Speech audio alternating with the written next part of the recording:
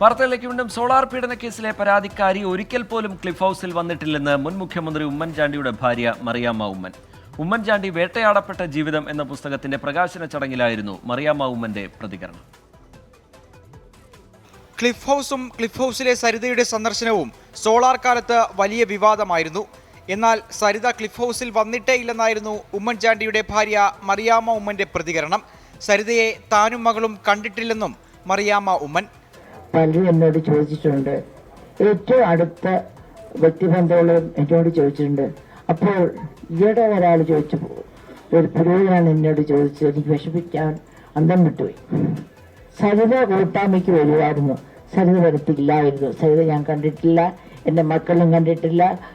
അവിടെ cliff house വന്നിട്ട് എനിക്ക് അറിയാനും വല്ല. 1970 മുതൽ ഉമ്മൻചാണ്ടി വേട്ടയാടപ്പെട്ടെന്നും സോളാർ വിവാദകാലത്ത് അദ്ദേഹം സാധാരണ പോലെയാണ് പെരുമാറിയതെന്നും മകൻ ചാണ്ടി ഉമ്മൻ. 1970 അദ്ദേഹത്തിന്റെ ബന്ധുവിന്റെ വീട്ടിൽ അതായത് ഇലക്ഷൻ മത്സരിക്കുകയോ ആ സമയത്ത് കണ്ട ആരോ ആത്മഹത്യ ചെയ്തു. ആ ആത്മഹത്യയെ ചൊല്ലി ഇദ്ദേഹത്തെ വേട്ടയാടി എന്നാ പറഞ്ഞത്. അപ്പൊ 70 തൊട്ട് തുടങ്ങിയ പരിപാടിയാ. അപ്പൊ അതുകൊണ്ട് എനിക്കും അതുകൊണ്ടാന്ന് തോന്നുന്നു അദ്ദേഹത്തിന് ഒരു പുതുമയൊന്നും തോന്നായിരുന്നത്.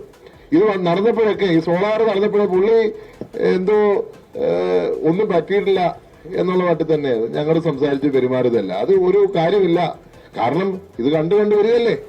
ഉമ്മൻചാണ്ടി യേശുക്രിസ്തുവിനെ പോലെ ക്രൂശിക്കപ്പെട്ടെന്ന് MM ഹസനും ഭരണാധികാരികൾ ഉമ്മൻചാണ്ടിയെ മാതൃകയാക്കണമെന്ന് AK ആന്റണിയും പ്രതികരിച്ചു. ഡോക്ടർ MR തമ്പാൻ രചിച്ച ഉമ്മൻചാണ്ടി വേട്ടയാടപ്പെട്ട ജീവിതമെന്ന പുസ്തകം AK ആന്റണി പ്രകാശനം ചെയ്തു. 24 തിരുവനന്തപുരം.